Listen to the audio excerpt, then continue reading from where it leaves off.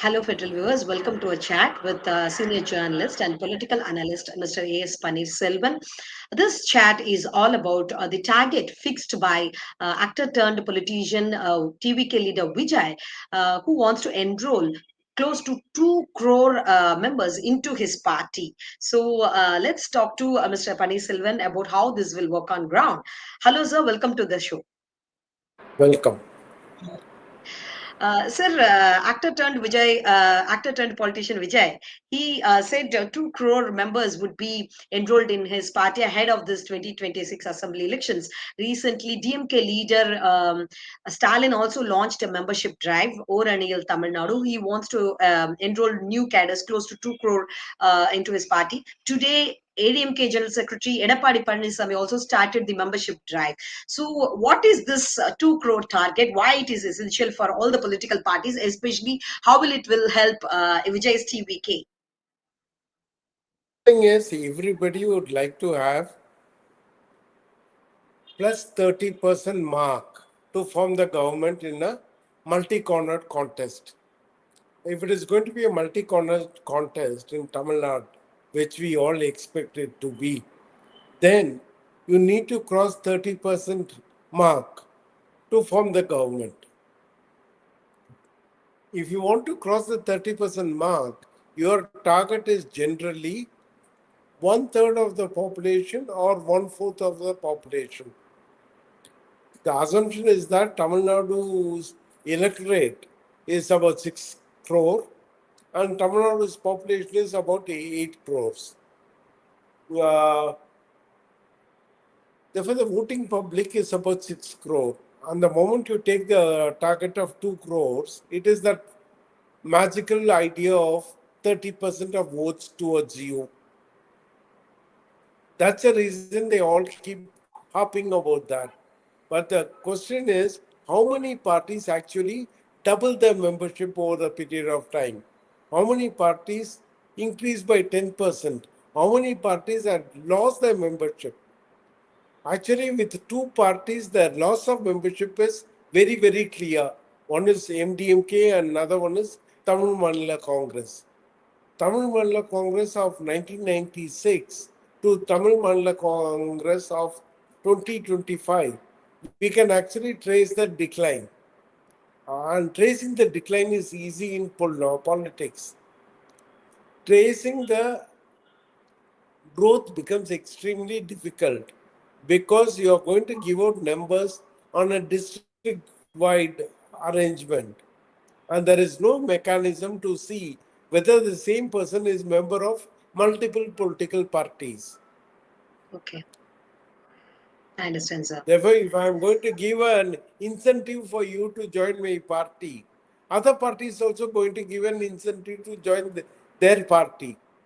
Okay, Therefore, I might be member of 2 or 3 parties and I might be voting for the fourth party. My party preference and my membership need not have to reflect each other. okay, Uh, okay, See, there are always committed cadres for all the political parties. Committed cadres belong to a different category. They are there, they are going to vote for you, whether you win or whether you lose.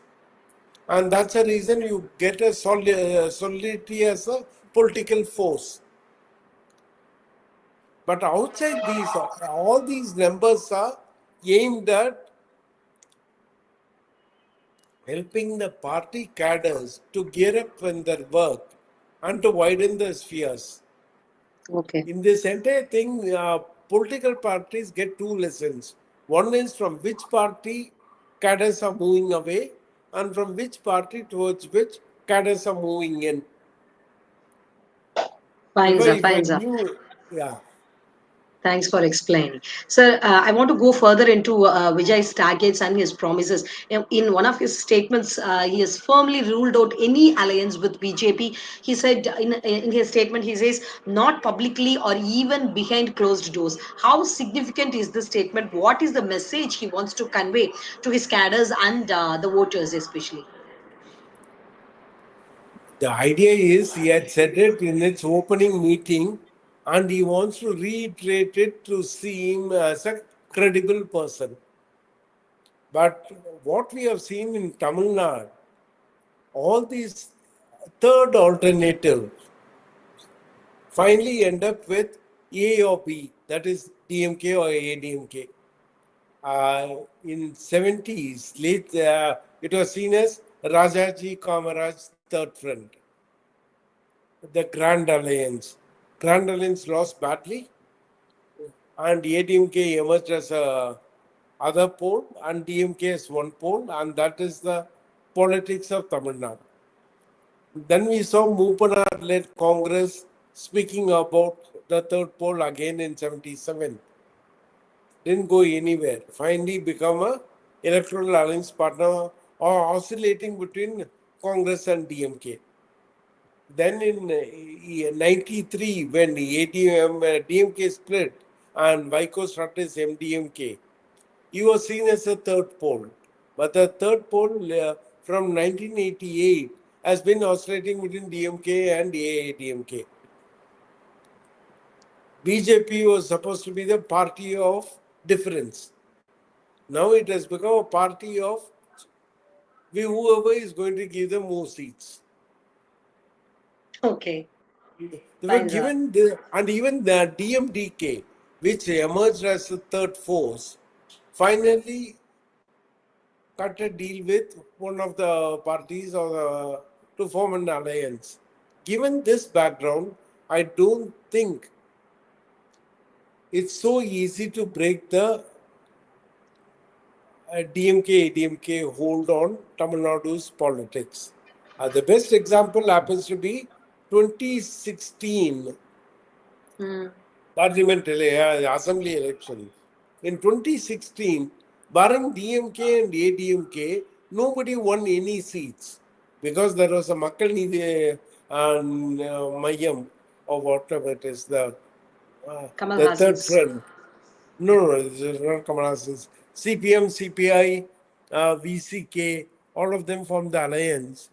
And that Makkal Nala alliance, Kootani, People's Welfare Alliance. Makkal Nala Kootani got 0 seats. The two things you have to keep in mind. I might get certain percentage of votes, but that certain percentage of votes are not going to be will not become seats. Fine, sir. The classic case happened in UP when BSP managed to win 21% of popular vote and still got 0 seats. So given this reality, I think Vijay will be struggling to actually find booth committee members for all the 234 constituencies, which are because each constituency will be having at least 100 booths. 100 booths means you need 100 dedicated members to man those booths. I don't think getting a dependable members is equivalent to the membership which is being seen on their dashboards.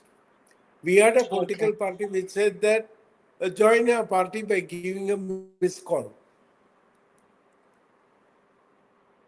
If those things are true and those numbers are really true, at least that much of vote should have gone to that party. Okay, after the end of 2024 election results, just look at the cadres which each party claimed and their votes, what they secured. In fact, they lost all the 40 and they considered it to DMK.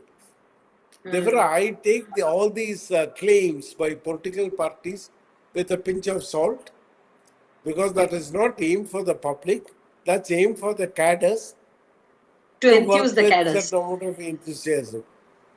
Okay, okay. I understand, sir. So let's move on to the other question. I want to dig deeper into how Vijay, as a politician, is taking shape. He says in his latest statement that BJP may sow seeds of poison elsewhere, but not in Tamil Nadu. Actually, he says you can't oppose or humiliate Anna Periyar and win in Tamil Nadu. TVK is not DMK or ADMK to join hands with BJP. This was his statement. So, do you think he's getting matured in politics? No, getting mature in politics means getting into the street and leading agitations. In 72, when MJR left DMK, he was sitting the road. And in fact, the party was formed in 72 and 73. There was a by election in Dindukal in which he put a candidate, and that candidate won. Therefore, politics is not in issuing statements, but politics is hitting the road and running.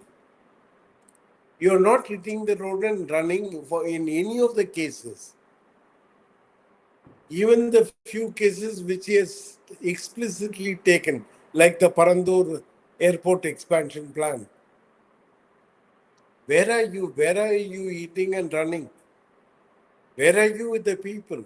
Have you addressed a single press conference? People keep asking why Prime Minister Narendra Modi is not giving press conferences. At least Narendra Modi became silent only after 2014. Till 2014, Narendra Modi was everywhere and he answered every questions, whether comfortable or uncomfortable, whether he fully answered or not. There was an interaction between the leader and the media. Jayalalitha had a formula of interacting with media whenever she is out of power. Whenever she is out of power, there are regular press conferences. You can, lucky enough to get an exclusive interview, you get it because she used to give about 6 or 7 exclusive interviews in a year when she is out of power. Where are you? What is your interaction? Is Panayur the capital of the world? And if you are saying something from Panayur, why should it be heard? Fine, The sir. easiest So, thank you. way is, yeah. Fine, sir. Thank you, sir, for the comments. You have explained it very well about the statements, the impact of the statements that Dr. Vijay had made, and how his target is very ambitious, but on ground, it needs a lot of legwork to be done. So, thanks for your comments and thanks for joining us, sir. Thank you so much. Thank you, Praveen.